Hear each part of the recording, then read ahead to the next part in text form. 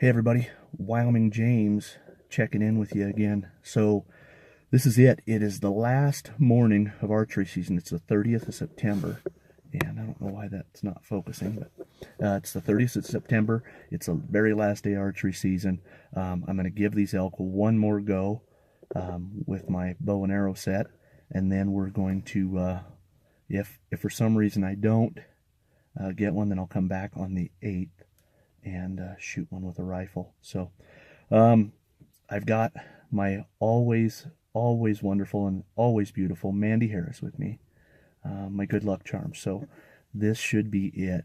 She opted to come with us today because she's been so busy with her own schedule, with her radiology and her work and the rest of her schooling, that she just hasn't had a chance. And she's been canning her little rear end off, making salsa and preserving food from the garden. So let's go in here. We're right on time, so we're gonna walk in here under darkness, and hopefully those elk show up and they show up to work today. So here we go.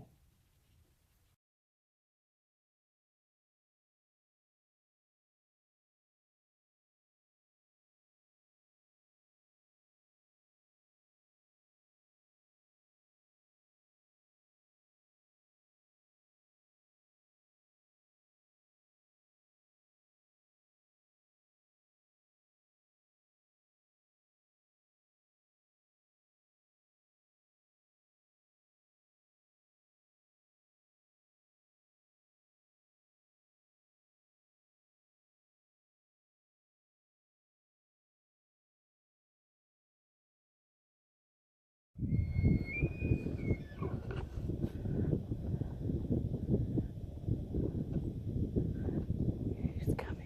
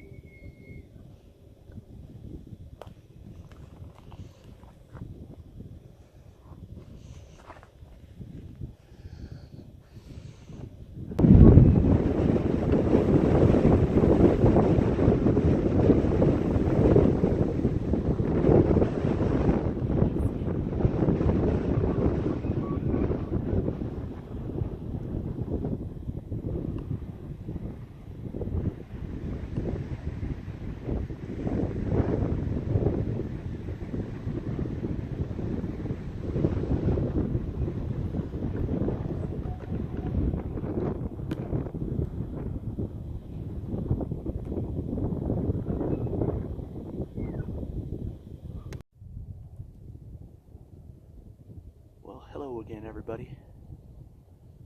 So here's how it went. The elk did not cooperate again. They didn't come down last night. They didn't come through that cut where I have these great plans and visions of shooting a bull elk at 10 yards. That didn't happen. So Mandy and I come up through the cut, sat there and glassed the fields down below us. Nothing.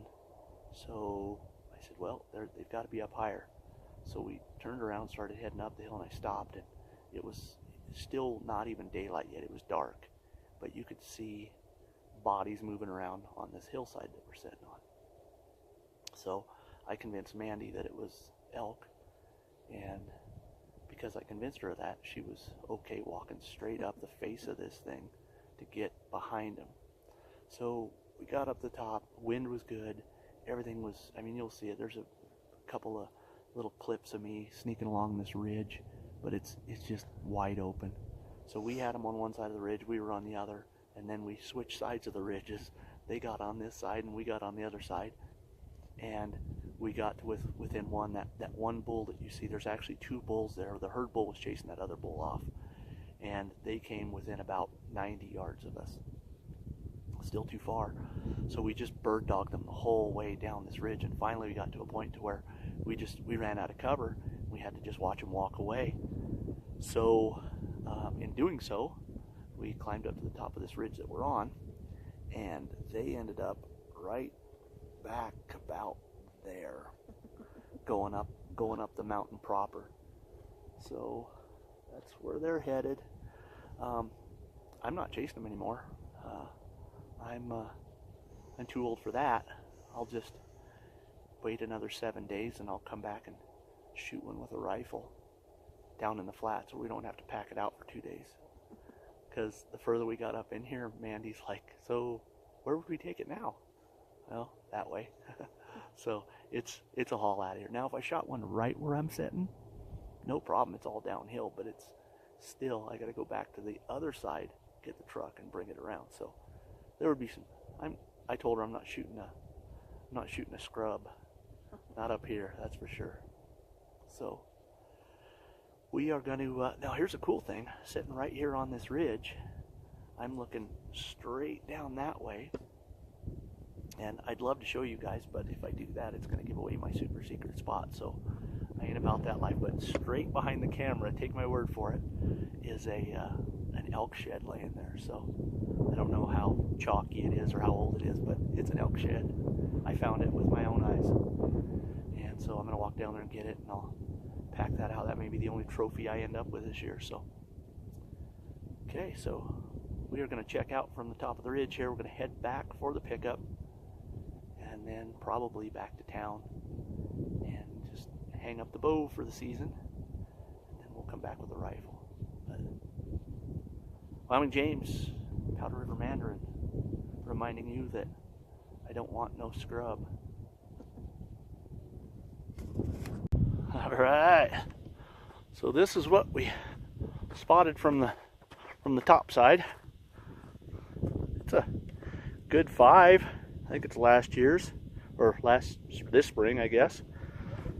It's a big 5. Here, I'm gonna let you hold on to that. Get an idea for the size. Oh yeah. Yeah, this is this spring's. So I don't know why, but every time I pick up a shed antler, it makes me talk like R.V. Hereford. Just want to talk about finding them bones and getting a hold of them chalked up boys over there in Utah coming up here stealing all our horns.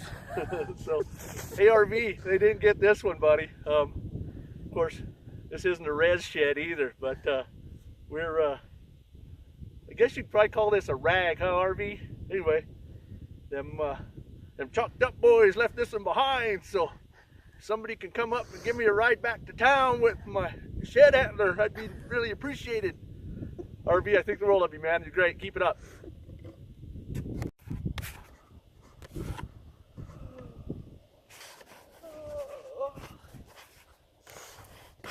Wyoming James dating tip number 1. When trying to impress a lady, always plan for a picnic lunch.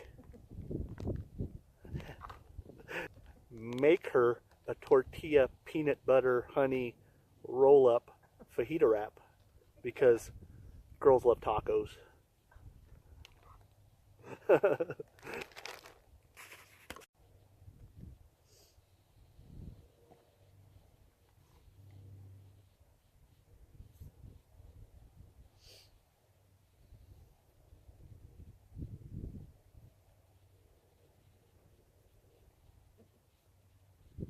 Made with love.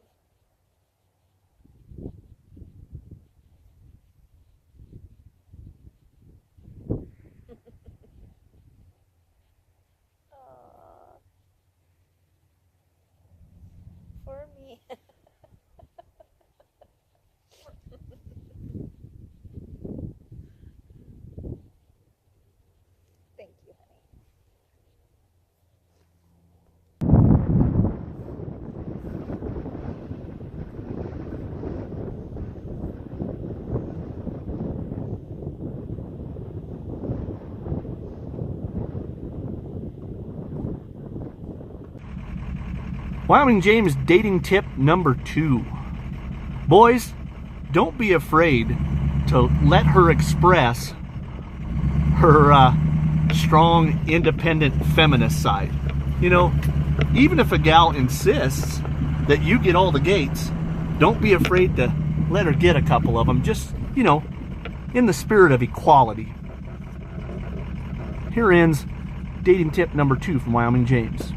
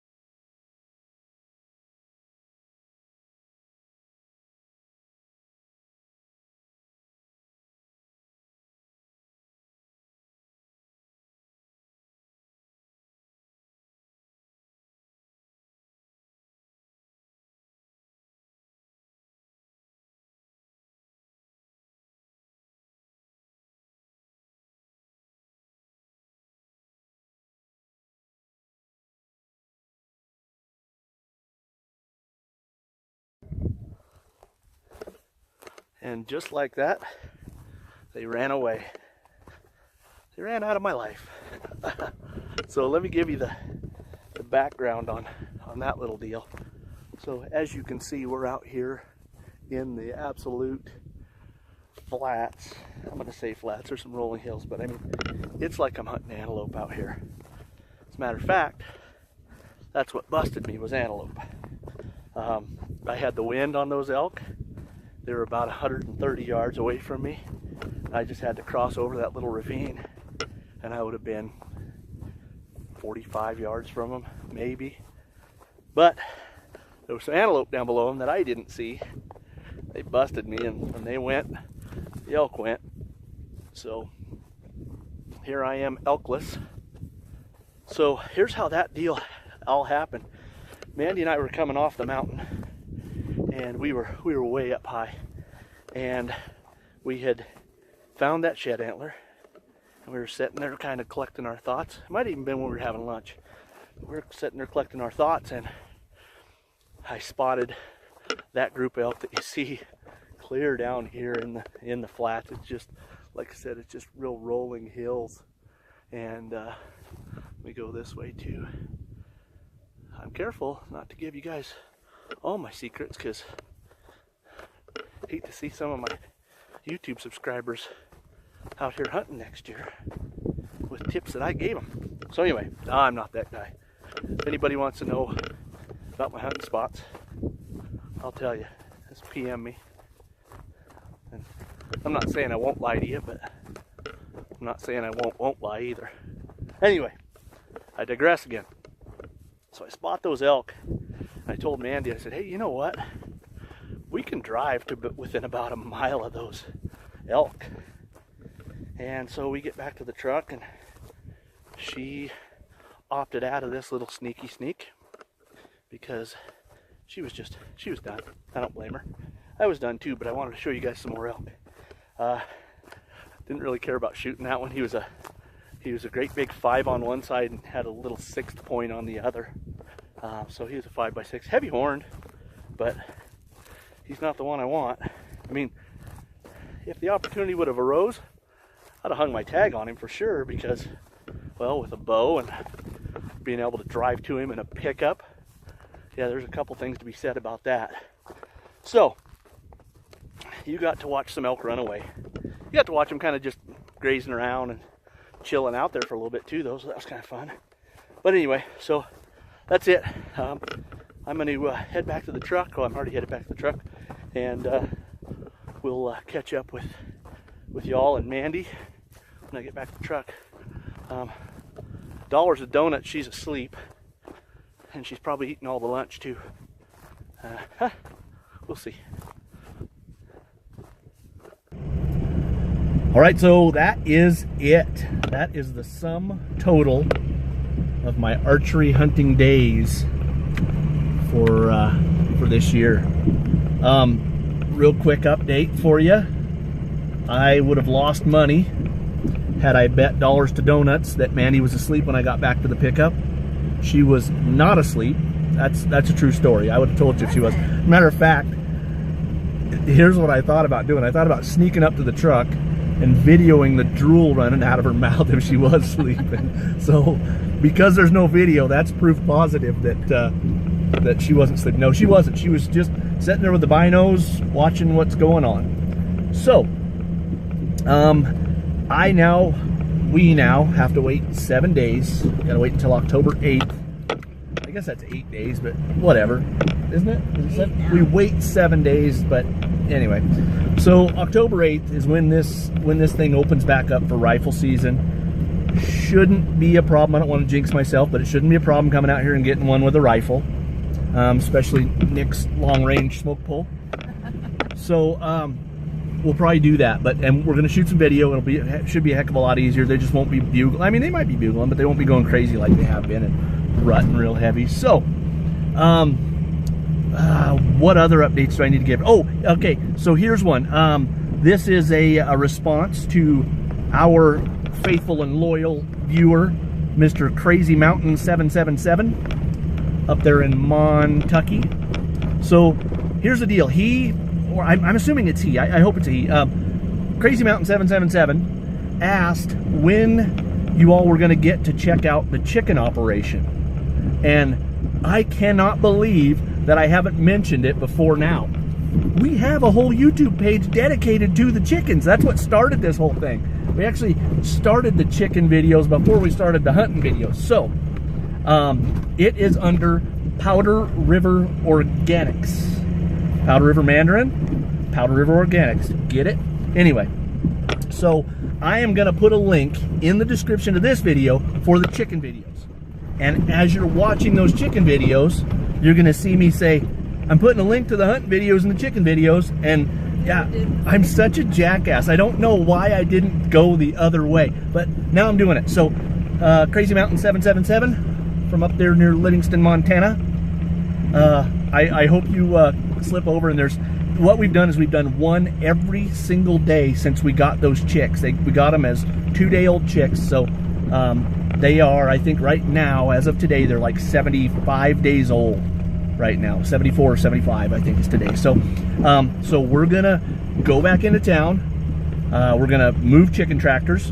We're gonna water. We're gonna feed the chickens, and then we're done. So We're on the countdown. we are. We're literally on the countdown. 1 week. The Saturday before opening day, we should be butchering out there on all those chickens, and we've got 80. What do we got? 86 right now.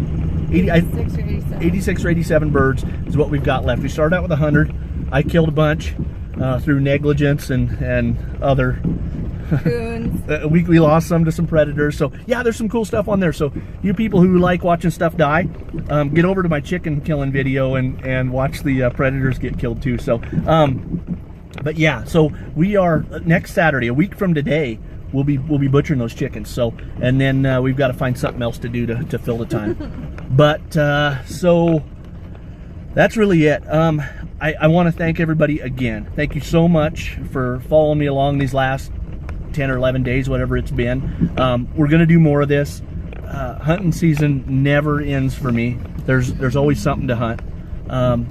When I was a kid, my dear departed old man used to tell me that if field mice had antlers, you'd never get me out of the barn. Well, that might be true, but anyway, they don't. So thank you all very much. I appreciated having you all along, and it's been fun. I appreciate the comments. Don't be afraid to drop me a line every now and then in between videos. They won't be daily or even semi-daily. They're going to be a few and far between, but when I go out, you'll go out with me. So Wyoming James, the always lovely and beautiful Powder River Mandarin, checking out from my still super secret hunting spot.